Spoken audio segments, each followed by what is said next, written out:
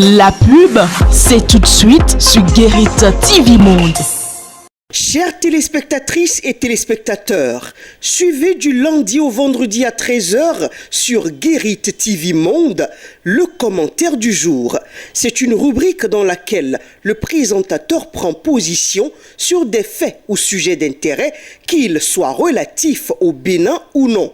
Entre dénonciation, approbation et suggestion, le commentaire du jour crée l'actualité, suscite les débats ou y contribue.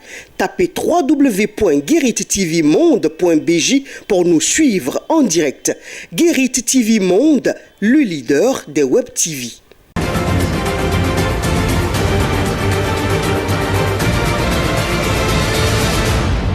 Guérit TV Monde, le leader des Web TV au Bénin.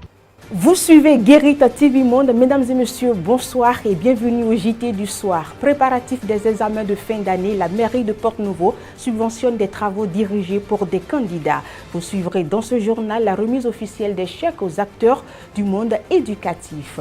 Quand des individus armés non identifiés n'attaquent pas, c'est des mines qui explosent faisant des morts.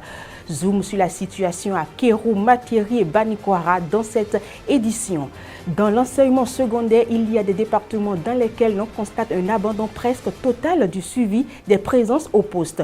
Les noms de ces départements sont à découvrir dans cette édition. Voilà tout pour les grandes articulations de ce journal. Le développement, c'est tout de suite.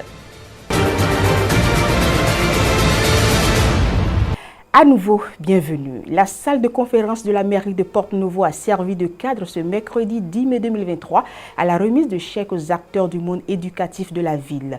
C'est le premier adjoint au maire représentant le maire Charlemagne Yankoti qui a présidé l'événement. Le point.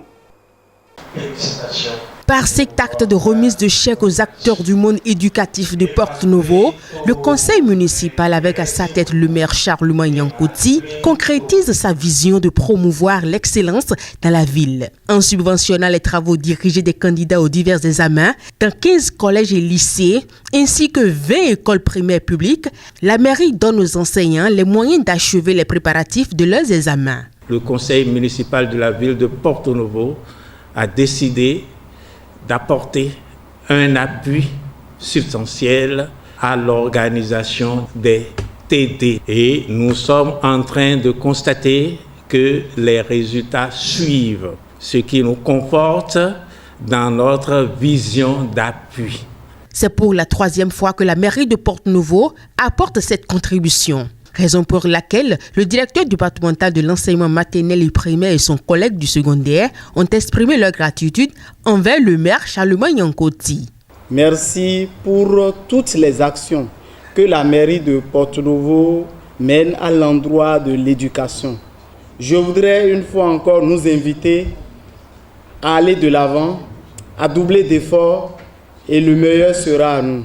C'est une chance pour moi de rencontrer cette volonté politique qui accompagne le système éducatif à Porte-Nouveau. Comptant sur l'engagement des directeurs ici présents, que ce rêve et ce pari seront relevés.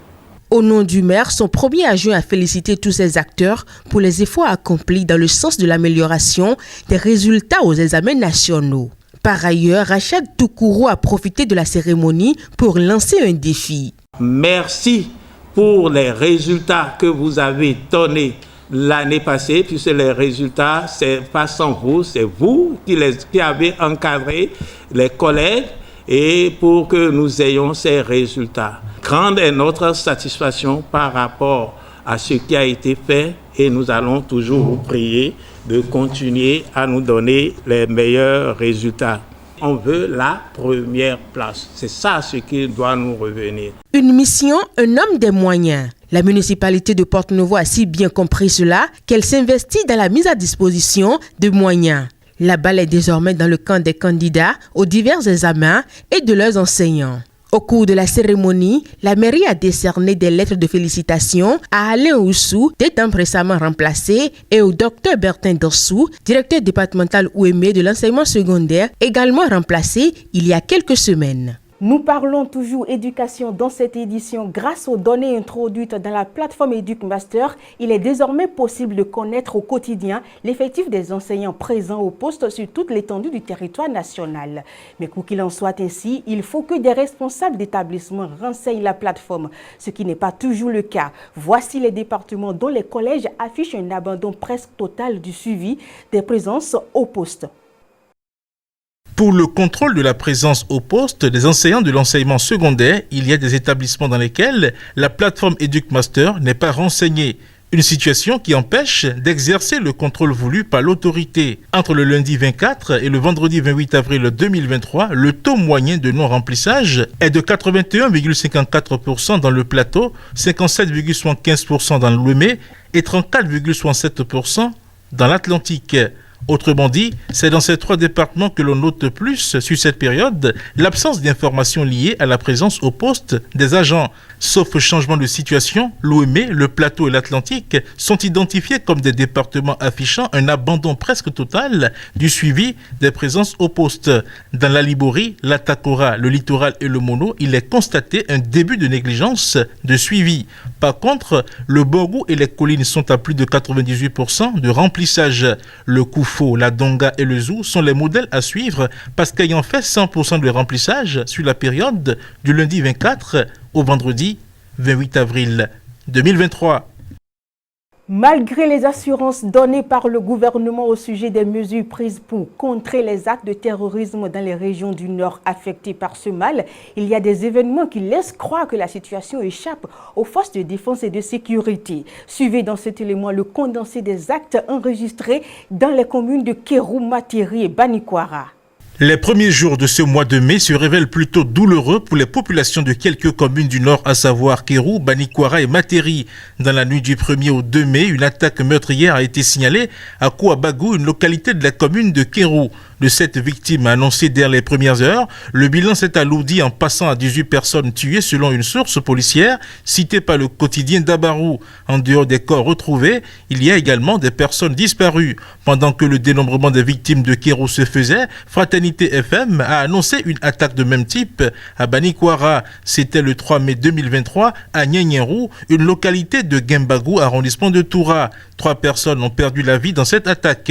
Une réaction officielle est venue en marge du Conseil des ministres du mercredi 3 mai. Le chef de l'État Patrice Talon a demandé une enquête pour comprendre ce qui s'est passé à Kérou et situer les responsabilités. Mais bien avant cette enquête, le directeur général de la police républicaine, Yaya Soumaïla, a limogé le commissaire du poste de police de Kouabagou. Justifiant ce limogeage, le porte-parole du gouvernement, Wilfred Léandre Rungbeji, a dit, citation, « Si le commissaire a été relevé de ses fonctions, cela indique que très certainement, il a une part de responsabilité qui lui est imputée dans l'inaction anticipative qui a été observée de la part des responsables préposés à la sécurité dans cette localité. » Avant cette réaction du porte-parole du gouvernement et dans sa parution du 3 mai 2023, le quotidien Dabarou s'était interrogé sur les dispositions prises par l'armée depuis l'attaque déjouée de novembre 2022. Selon les sources du même journal, rien n'a été fait depuis cette attaque déjouée de novembre dernier.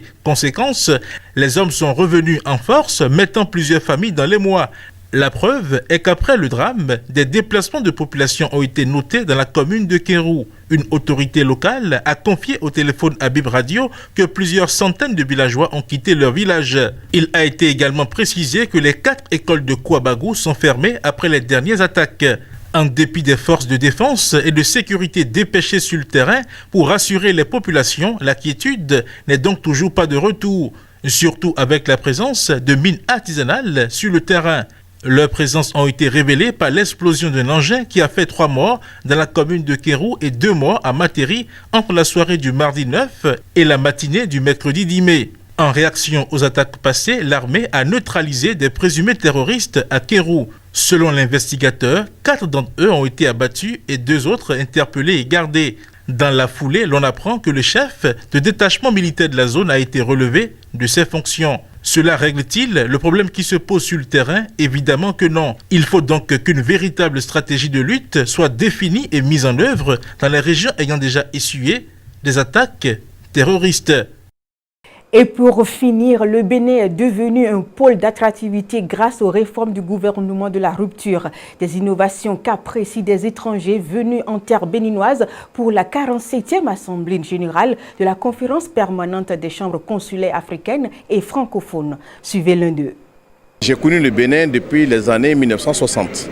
Donc j'ai vu l'évolution du Bénin et aujourd'hui je peux que féliciter et vraiment féliciter le président Patrice Talon et son gouvernement et son équipe parce que dès que m'a sorti de l'aéroport, j'ai dit waouh, ce pays a fondamentalement changé et c'est extraordinaire. Ça a bien changé quand on le voit en matière d'infrastructure, quand on regarde cette ville de Cotonou que nous avons connue depuis l'enfance et que cette ville aujourd'hui, elle est devenue un pôle d'attraction. J'ai vu l'Amazone.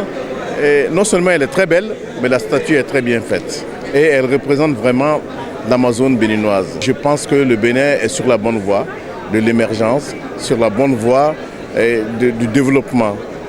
Et je suis très fier et très content d'être venu ici et je n'hésiterai pas à revenir. Et j'incite les Africains à revenir regarder le Bénin et d'investir au Bénin.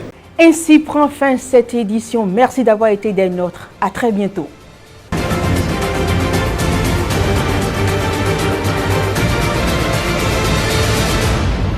Guérit TV Monde, le leader des Web TV au Bénin.